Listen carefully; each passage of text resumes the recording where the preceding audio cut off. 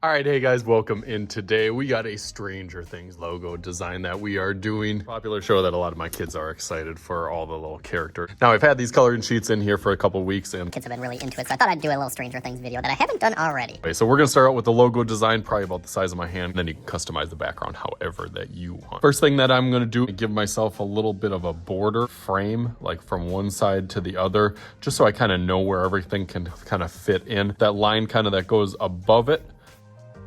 And over here where the R and the S kind of give me an idea for where those letters fit in. I'm gonna start with that S.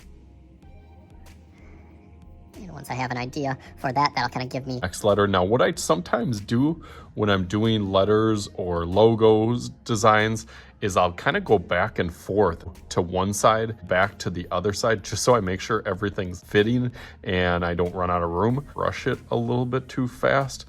So now that I have the R and the S, followed by the next letters, I'll kind of know where they'll start to do. even put like a little block under them, so I know where the A, the N, the G, and then the E. And that helps me kind of give me an idea or a baseline for where that goes. So I'll go through that a little bit quicker now.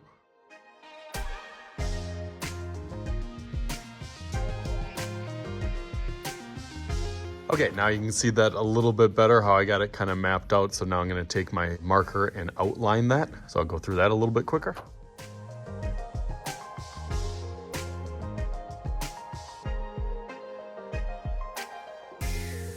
All right, there, that looks nice. You can see how each letter that I just kind of did and went over a little bit thicker, a little bit straighter. Especially all of them have a lot of those same characteristics where the bottoms are kind of straight and have a little extra edge, each of the sides and each of the top. So that made it easier, but I don't think this is quite done yet. I feel like we need a little magic and maybe we need to flip it right side up, or should we do upside down? So 1, 2, 3.